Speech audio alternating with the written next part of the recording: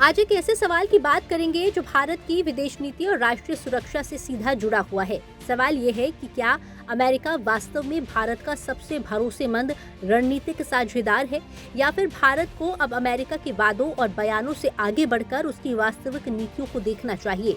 ये सवाल इसलिए उठ रहा है क्योंकि अमेरिका ने 8 साल बाद अपने इंडो पैसिफिक कमांड का नाम बदलकर फिर से पैसिफिक कमांड कर दिया है। देखने में ये सिर्फ एक नाम का बदलाव लग सकता है, लेकिन रणनीतिक दुनिया में नाम भी संदेश देते हैं। पिछले कई वर्षों से अमेरिका भारत को इंडो पैसिफिक रणनीति का अहम स्तंभ बताता रहा है। अमेरिकी राष्ट्रपति हो या रक्षा मंत्री, सभी ने बार बार कहा कि हिंद प्रशांत क्षेत्र में भारत की भूमिका बेहद महत्वपूर्ण है। लेकिन अब भारतीय रणनीतिक हलकों में ये चर्चा तेज हो गई है कि अगर भारत इतना महत्वपूर्ण है तो फिर अमेरिका के फैसलों में उसकी प्राथमिकता साफ क्यों नहीं दिखाई देती।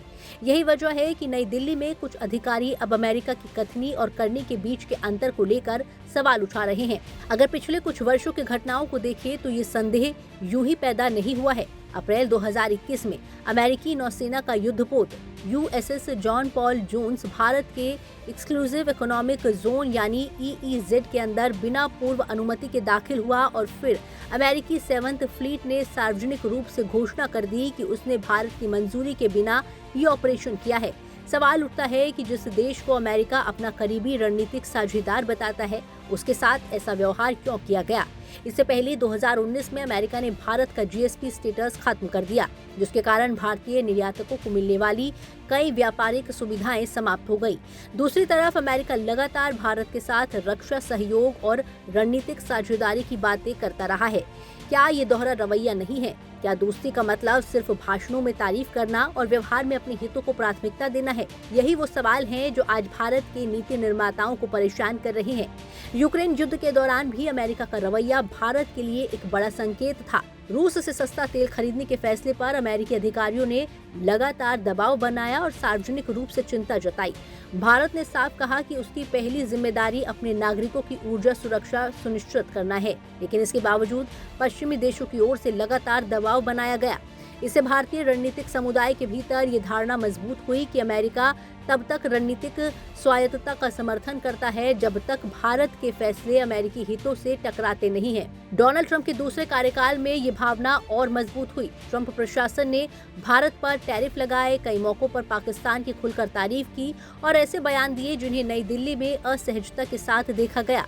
सवाल यह है कि अगर भारत अमेरिका का इतना महत्वपूर्ण साझेदार है तो फिर हर बड़े संकट के समय अमेरिका के कदम भारत की अपेक्षाओं से अलग क्यों दिखाई देते हैं?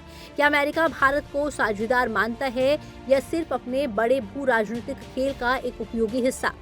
सबसे दिलचस्प और शायद सबसे गंभीर पहलू पाकिस्तान से जुड़ा है। भारत हमेशा जानता था कि अमेरिका पाकिस्तान से अपने संबंध पूरी तरह खत्म नहीं करेगा, लेकिन हाल के वर्षों में अमेरिकी अधिकारियों और पाकिस्तान के सैन्य नेतृत्व के बीच बढ़ती नजदीकियां, खासकर फील्ड मार्शल आसिम मुनीर को मिल रही अहमियत, भारतीय सुरक्षा तंत्र के कई विशेषज्ञों को हैरान कर रही है। अमेरिका एक तरफ भारत को अपना प्रमुख रणनीतिक सहयोगी बताता है, दूसरी तरफ पाकिस्तान के साथ अपने रिश्तों को भी मजबूत बनाए रखता है। यही वो विरोधाभास है जिसने भारतीय अधिकारियों को सोचने पर मजबूर कर दिया है। हालांकि इसका मतलब ये नहीं कि भारत अमेरिका संबंध टूटने वाले हैं। दोनों देशों के बीच रक्षा, तकनीक, व्यापार और इंटेलिजेंस सहयोग आगे भी जारी रहेगा। लेकिन अब भारत के लिए एक नई सोच उभर रही है और वो ये है कि अंतर्राष्ट्रीय राजनीति में स्थायी दोस्त नहीं होते, केवल स्थायी हित होते हैं। इसलिए भारत को अमेरिका के बयानों से ज्यादा उसके फैसलों को पढ़ना होगा, क्योंकि रणनीतिक साझेदारी का असली परीक्षण प्रेस कॉन्फ्रेंस में नहीं बल्कि संकट के समय लिए गए फैसलों में होता है। और शायद यही वो सबक है जो नई दिल्ली अब पहले से ज्यादा गंभीरता से सीख रही है। ब्यूरो रिपोर्ट, जी मीडिया।